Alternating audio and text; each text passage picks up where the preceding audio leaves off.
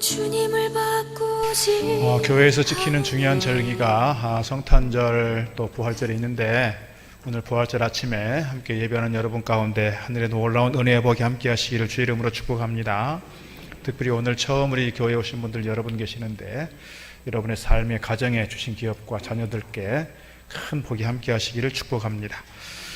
오늘 지인들의 권유로 처음 오시는 분들도 있을 텐데, 가자 해서 이렇게 부담스럽게, 왜 이렇게 불편하게 교회를 가자고 하냐, 딱 한 번만 가줄게 하고 오신 분 계실지 모르겠습니다. 그러신 분도 있을 것 같습니다. 누구보다도 오늘 노사연의 노래처럼 오늘 우리가 함께 만나게 된 것은 그냥 우연이 아니라 하나님께서 섭리하시고 하나님께서 예비하셔서 이 자리에 오게 된 줄로 믿습니다. 여러분을 위해서 하나님께서 기다리셨고, 또 여러분을 위해서 많은 분들이 오랫동안 기도해 왔고, 여러분이 주 앞에 나와서 함께 예배하기를 소원하는 분들이 많았기 때문에 이렇게 오게 된 줄로 믿습니다. 우리가 누구를 만나느냐에 따라서, 우리가 어떤 사람을 만나느냐에 따라서 그 인생이 많이 달라진다고 할 수 있는데요, 그래서 우리가 어렸을 때부터 이 아이들을 위해서 기도할 때도 이 아이들이 좋은 친구 만나게 해달라고 기도하고, 좋은 스승 만나게 해달라고 기도하고, 또 좋은 선배, 또 군대 가면 좋은 고참들 만나게 해달라고 기도하고, 좋은 멘토 만나도록 기도하고, 이렇게 만남을 위한 기도를 많이 합니다. 그래서 좋은 만남을 가졌을 때 그 만남이 우리 인생에 크게 유익하고 축복이 되기도 합니다. 저는 그렇게 생각을 해봤습니다. 오늘 여러분이 막 억지로 끌려왔을 수도 있겠다 싶은데, 오늘 불편한 마음 가지고 왔을지 모르지만 오늘 이 만남이 여러분의 인생에, 여러분의 운명을 바꾸는 축복의 만남인 줄로 믿습니다. 오늘 여러분을 교회로 초청하고 여러분을 교회로 인도한 그분이 여러분의 인생에서 가장 소중한 그런 만남이 될 줄로 믿습니다. 나중에 아마 그걸 깨닫지 않을까 그런 생각을 좀 갖습니다. 그런데 오늘 말씀 보게 되면, 오늘 우리가 세상에 많은 사람들을 만나면서 인생에 유익하고 나에게 큰 힘이 되기도 하는데, 정말 우리에게 있어서 가장 중요한 만남이 있다. 그 만남이 뭐냐? 오늘 말씀의 제목을 제가 운명을 바꾸는 만남 그랬는데, 그 만남은 곧 예수 그리스도의 만남이라는 거예요. 어떤 사람을 만나는 것보다 내가 예수 그리스도를 인격적으로 만나고 내가 인격적으로 경험하는 그것이야말로 우리 인생을 바꾸고 운명을 바꾸는 큰 축복의 만남이다, 이렇게 말씀드리고 싶습니다. 저는 초등학교를 다닐 때에 교회를 다니지 않았어요. 그래서 초등학교 시절에는 교회 멀리서만 봤지 교회를 아무도 저를 오라고 하는 친구가 없었어요. 그래서 교회를 몰랐는데, 또 예수님이 누군지 몰랐는데, 초등학교 교과서에서 4대 성인 군자 해가지고 예수님 나왔어요. 그 네 분 중에 한 분이 예수님이셨고, 예수님의 이렇게 제자들을 가르치시는 그 그림 지금도 선명해요. 산상수훈의 모습을 보여주고 있었고, 산상수훈을 통해서 예수님을 간단하게 한 페이지로 설명을 했어요. 그런데 제가 나중에 이제 교회를 다니게 되고 예수를 믿게 되면서, 예수님은 그냥 4대 성인 군자 중에 한 명이 아니구나 하는 걸 알게 됐어요.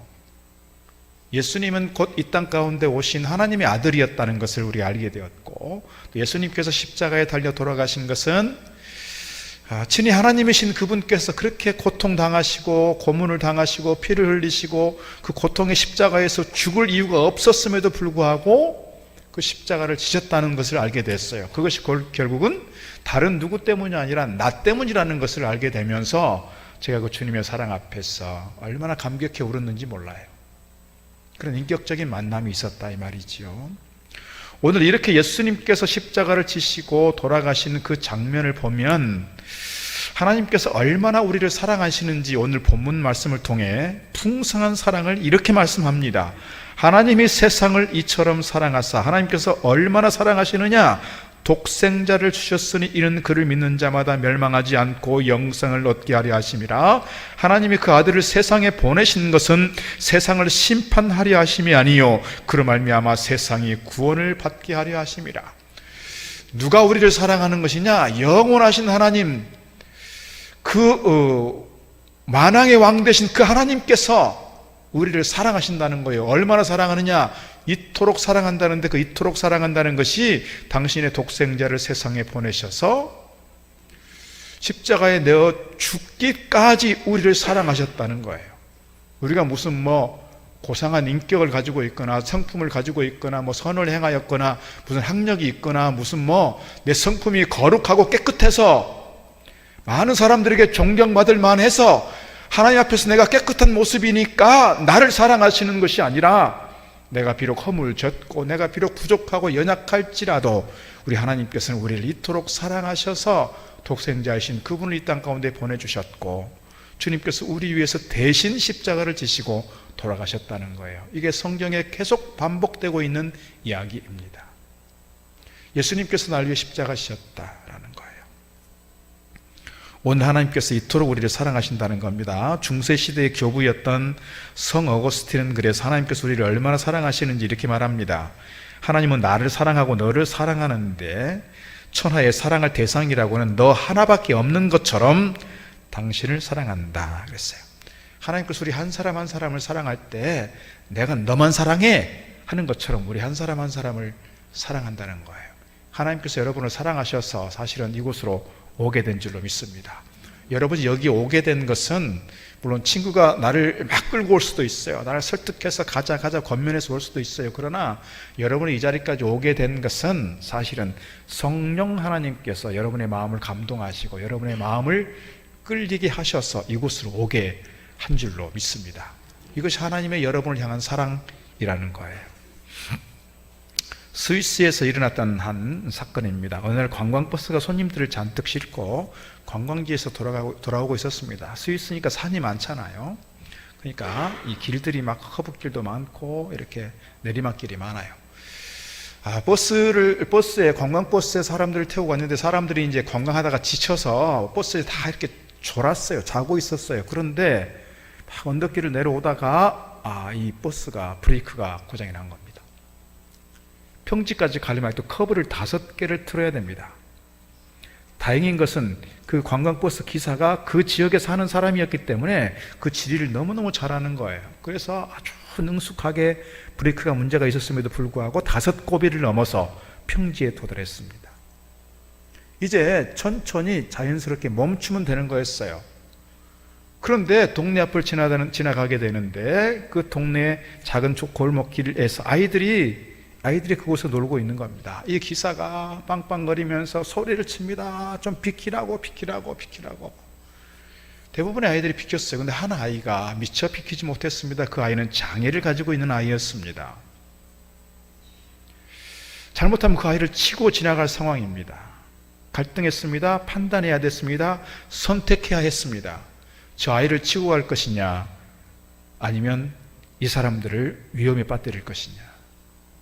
저 아이를 치고 가면 버스에 타고 있는 사람들이 안전하게 갈 수 있어요. 그러나 저 아이를 살리겠다고 하면 버스에 탄 사람들이 사고로 인해서 죽든지 부상을 입든지 하는 겁니다. 선택해야 했습니다. 여러분 같으면 어떤 길을 선택하시겠습니까? 그 관광버스 기사는 저 아이를 치고 가는 것으로 선택했고 그 아이를 치고 지나갔습니다.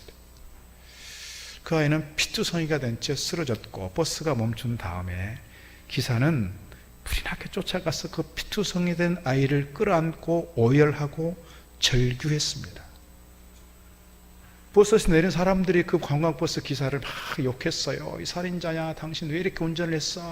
막 이렇게 혼을 냈어요. 그러니까 그 중에 한 젊은이가 나타나서 이렇게 말했습니다. 이제 제발 그만들 하십시오.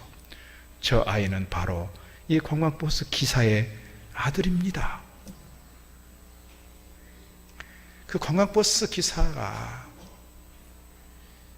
버스 승객들을 살리기 위해서 자기 아들을 희생한 거예요. 이게 누구냐? 우리 하나님이시라는 거예요. 스위스에서 있었던 일이지만 어쩌면 우리 하나님께서 우리 모두를 살리시기 위해서 당신의 독생자를 세상에 내어주시고 모든 고문과 고통과 고난의 십자가 피를 흘리고 찢기시고 상하신 채 절규하며 십자가를 지고 돌아가셔야만 했다는 거예요. 이게 뭐예요? 하나님의 사랑이라는 거예요. 하나님의 사랑. 여러분 생각을 한번 해보세요. 내가 어떤 사람을 사랑했어요. 그런데 저 사람 대신 내 아이를 죽음으로 몰아야 한다면, 저 사람을 살리기 위해서 내 아들을 버려야 한다면 여러분 그게 가능하겠습니까? 내가 얼마나 사랑하면, 내가 얼마나 저 사람을 사랑하면 내 자식을 버리면서까지 저 사람을 사랑할 수 있겠느냐 말이에요. 우리 하나님 아버지의 사랑이 그렇다는 겁니다. 우리가 죄로 인해서 심판당할 수밖에 없고 망할 수밖에 없고 지옥 갈 수밖에 없는 존재였으나 우리 하나님께서 우리를 이토록 사랑하셔서 당신의 독생자를 버리시면서까지 우리를 사랑하셨다, 이거예요. 오늘 그 주님께서는 십자가를 지시고 돌아가시는 것으로 멈추는 것이 아니라 죽은 지 사흘 만에 부활하셨다는 거예요. 오늘 부활절이 그날을 기념하는 날입니다. 우리 부활절 간단한 영상 잠깐 보도록 하겠습니다.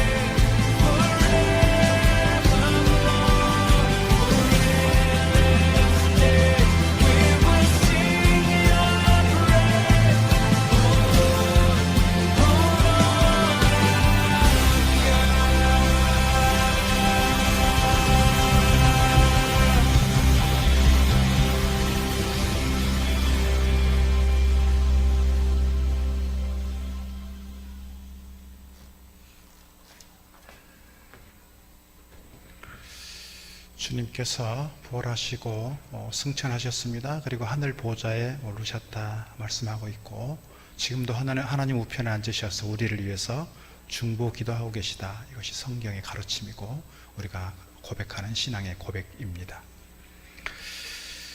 이 예수님, 십자가에 달리신 이 예수님, 돌아가실 뿐만 아니라 부활하신 그 주님께서 우리 가운데 함께 하실 때, 우리와 만나 주셨을 때, 내가 그 주님을 만나게 되었을 때 우리 인생이 어떻게 달라질 수 있는가를 우리가 여러 간증들을 통해서 볼 수가 있습니다.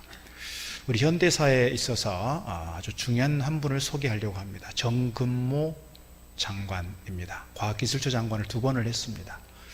우리나라보다는 외국에서 더 많이 알아주는 원자력의 대가이십니다. 이분이 이런 책을 썼습니다.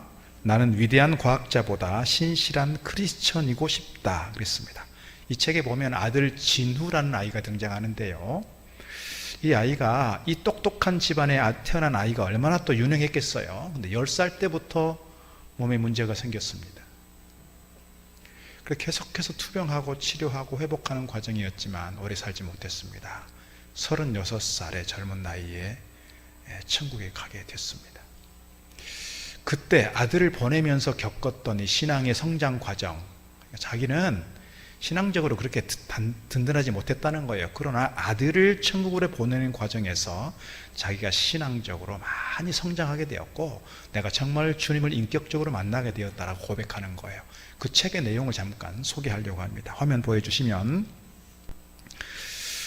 우리는 진우가 천사처럼 밝은 표정으로 하나님 곁에 가는 것을 지켜보았다. 그래, 이제 내 말처럼 천국으로 갔구나. 진우가 유언처럼 들려주었던 말을 떠올려 보니 나는 입술을 깨물었다. 아빠, 제가 죽거든 절대로 눈물을 흘리지 마세요. 죽음은 두려움의 대상이 아니에요. 하나님의 품으로 들어가는데 뭐가 두려워요? 제가 죽으면 아빠 축복 기도해 주세요. 저는 천국에 입학하러 가요.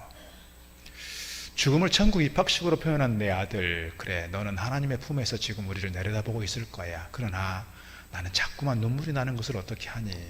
너의 죽음을 어떻게 축복 기도할 수 있겠어? 이 아빠가 아직도 그 정도의 신앙을 갖지 못한 것이 부끄럽구나. 안녕 내 아들아. 이 책의 마지막 부분에서 이렇게 고백합니다. 죽음은 끝이 아니다. 만약 죽음이 끝이라면 우리 인생은 얼마나 비참한 것인가. 영생의 소망, 이것은 그리스도인만이 가질 수 있는 위대한 선물이다. 나는 믿는다. 예수님이 나의 그리스도이심을, 진우의 생명을 거두어 가신 그분의 섭리와 사랑을 나는 믿는다. 그리고 언젠가는 진우의 말처럼 죽음을 축하할 수 있는 아름다운 신앙을 나도 갖게 될 것이다. 예수 그리스도, 당신은 내 인생의 주인입니다. 세계적으로 많은 업적을 남겼고 유명한 사람이 되었습니다. 과학기술처 장관을 2번을 했습니다. 또 대학의 총장을 하고 유명사를 탔어요. 그런데 지금까지는 자기 성공을 위해서 살아왔어요. 자기 인생을 위해서 열심히 달려왔어요.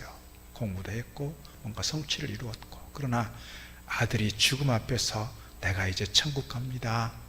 천국에 입학합니다. 아버지 나를 위해서 축복 기도해 주세요. 죽음의 직면에 있는 그 아들이 아빠를 위해서 이렇게 요청하는 그 모습 보면서 이분의 신앙이 거듭나게 됐어요. 인생이 달라졌어요. 지금까지는 나를 위해서 그렇게 열심히 달려왔던 인생이었지만 이제는 내가 주님을 위해 살겠다. 이제는 나의 어떤 목표가 아니라 주님께서 나를 통해서 이루실 거룩한 목표, 하나님의 비전, 하나님의 뜻을 이루어가기 위해서 내가 열심히 살겠습니다. 그래서 이 땅 가운데 선한 영향력을 끼치고 많은 사람들에게 복음을 전하고 많은 사람들에게 주의 은혜와 사랑을 흘려보내는 통로가 되겠습니다. 이렇게 인생이 바뀐 거예요. 인생이 바뀌었어요. 누구를 만났어요? 예수님을 만났기 때문입니다.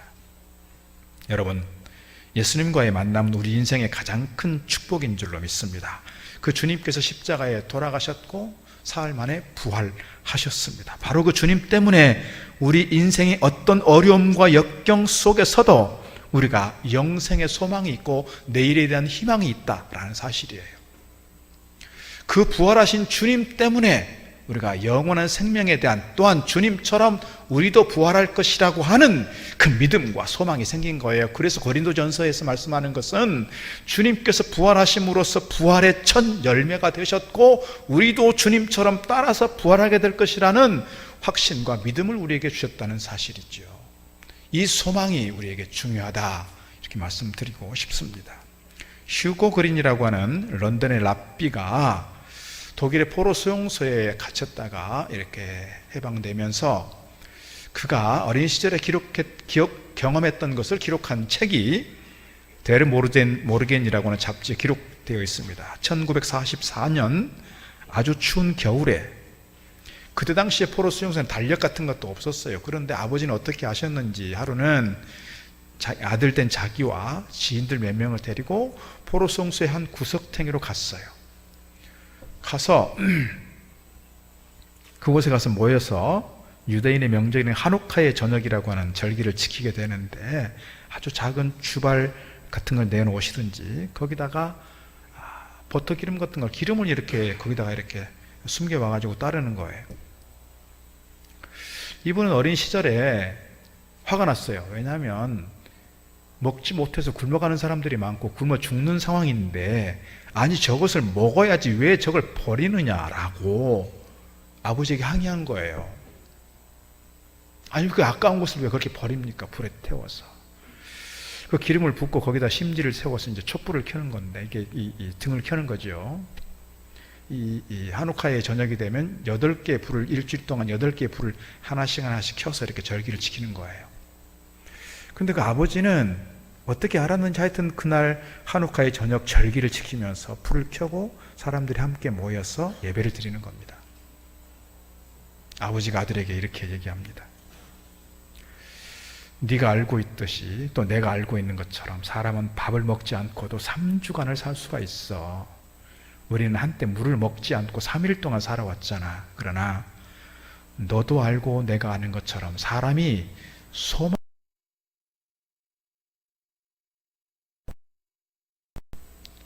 소망이 없이는 하루도 살 수가 없다고 하는 진리를 아들에게 가르치는 거예요. 결국 포로 수용소에서 많은 사람들이 죽어나갔어요. 그러나 끝까지 생존한 사람들은 대부분 어떤 사람들이었냐면 절망 중에서도 굶어가면서도 소망의 밧줄을 끝까지 붙잡고 있는 사람들. 이 사람들은 끝까지 살아남은 경우가 많았다는 것이죠. 빅터 프랭킬이라고 하는 스위스의 심리학자가 있습니다. 이분도 포로 수용소 출신이에요. 이분도 평소에 막 시퍼렇게 그 유리 같은 거를 갈아가지고 이렇게 면도도 하고 이렇게 정말 자기 몸을 잘 관리를 했다는 거예요. 그렇게 했던 중요한 이유는 그렇게 고문을 당하고 그렇게 고통을 겪고 그렇게 굶어가면서도 그 고통의 과정들을 견디며 인내할 수 있었던 것은 소망이었다라고 말하는 거예요. 소망. 여러분의 인생의 소망이 무엇입니까? 여러분이 품고 있는 희망은 어디에 있습니까?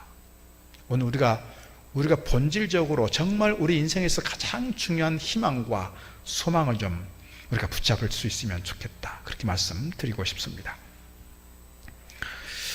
우리가 보통 지금은 이제 화장을 하고 거의 뭐 납골당이나 수목장을 하니까 뭐 묘비가 그렇게 중요하지 않게 됐어요. 그러나 예전 시대를 생각해 보면 누구누구의 묘 또는 뭐 교인들인 경우에는 뭐 고 누구누구 장로의 묘, 고 누구누구 목사의 묘 이렇게 됐겠죠.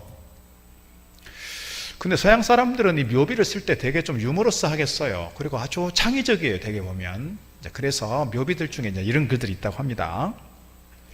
어떤 목사님 묘비라고 합니다. 참 말 많던 내 안에 드디어 입을 다물다.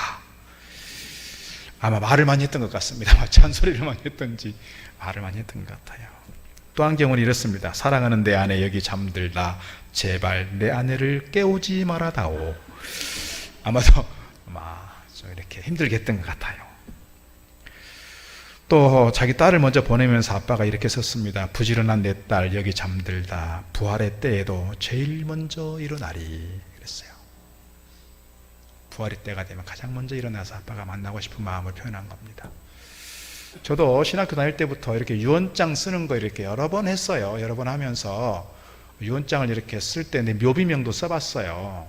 여러분 묘비명 혹시 써보셨습니까? 여러분의 묘비에는 뭐라고 쓰였으면 좋을까요?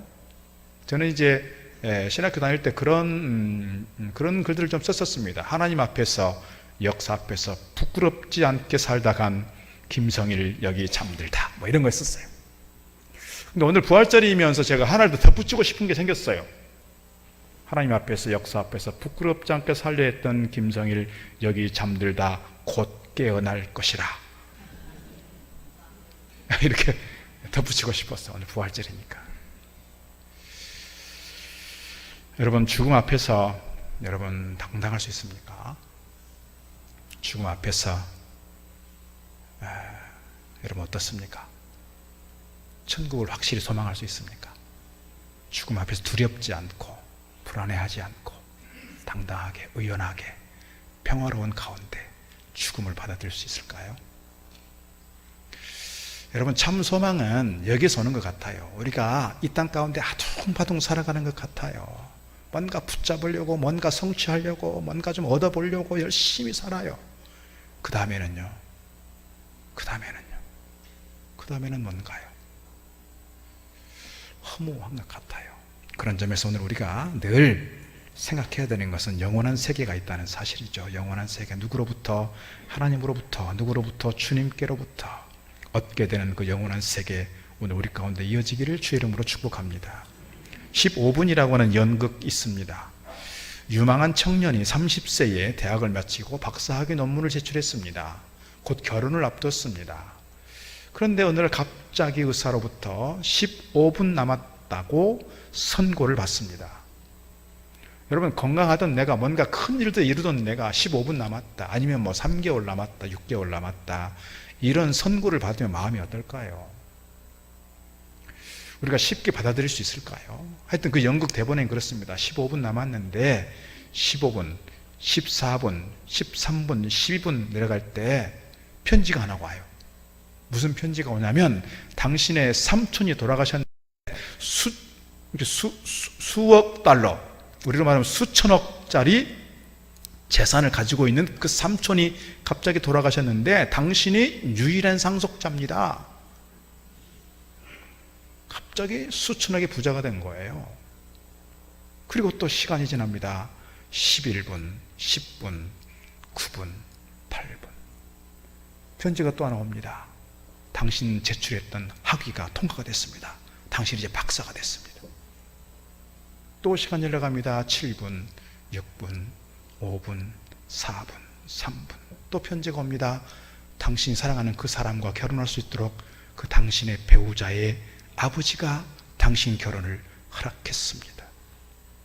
그리고 3분이 지나고 2분이 지나고 1분이 지나 끝납니다.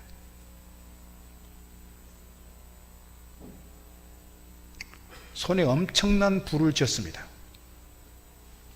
학위를 가졌습니다. 사랑하는 사람과 결혼할 수 있게 됐습니다. 그런데 그의 생명이 끝입니다. 우리도 어쩌면 15분을 기다리고 있는 사람들인지 몰라요. 그 15분이 시간적으로 15분이 아니라 15년일 수도 있고 50년일 수도 있지만 우리가 언젠가는 그 자리에 서게 된다는 거예요. 그 자리에 서게 됐을 때 오늘 우리가 무엇을 바라보고 가겠느냐는 것이죠.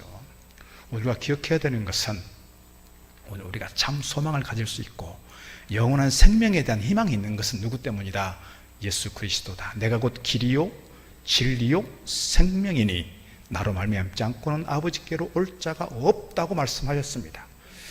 오늘 우리가 그 예수님 때문에 영원한 생명을 소유한 자가 되었고 하늘나라를 소유하게 되었습니다. 이것이 하나님께서 이처럼 우리를 사랑하시는 사랑의 방식이었습니다. 이 예수 그리스도를 통해서 여러분의 삶에 산 소망이 이어지기를 바라고 남은 삶이 정말 주의 은혜 가운데 풍성한 삶 살아가기를 주의 이름으로 축복합니다. 기도하겠습니다. 사랑의 아버지 하나님, 오늘 2024년 이 부활절에 우리 일동 동북교회 성도들이 모이게 하시고 또 우리 성도들이 한 사람 한 사람의 이름을 기록하고 저들을 위해서 축복하고 기도하는 가운데 초청하여 함께 예배하도록 인도하시니 감사합니다. 하나님, 이 부활의 소망 오늘 우리의 소망인 줄로 믿습니다. 주님께서 부활하시고 주님께서 십자가를 지신 것은 곧 우리 때문인 줄로 믿습니다. 주님, 우리가 세상에 많은 만남이 있지만 주님과의 만남, 주님과의 인격적 경험이야말로 우리 인생을 바꾸고 운명을 바꾸며 우리의 미래를 바꾸는 축복의 만남인 줄로 믿습니다. 오늘 처음 나온 사랑하는 권속들에게 은혜 베푸시고 저들의 마음을 감동하셔서 저희들이 주님과 함께 달려가는 믿음의 경주가 되게 하시고 저들의 인생의 경주 가운데 풍성한 은혜를 누리도록 인도하여 주시옵소서. 저희들이 걸어가는 인생길에 어려움이 있고 시련이 있고 고통이 있고 아픔이 있고 외로움이 있고 질병이 있을 때 홀로 외로워 있지 않게 하시고 주님 저들의 손 붙잡아 주셔서 주님과 함께하는 만남이 되게 하시고 주님으로 인하여 승리하는 믿음의 경주 가게 하여 주옵소서.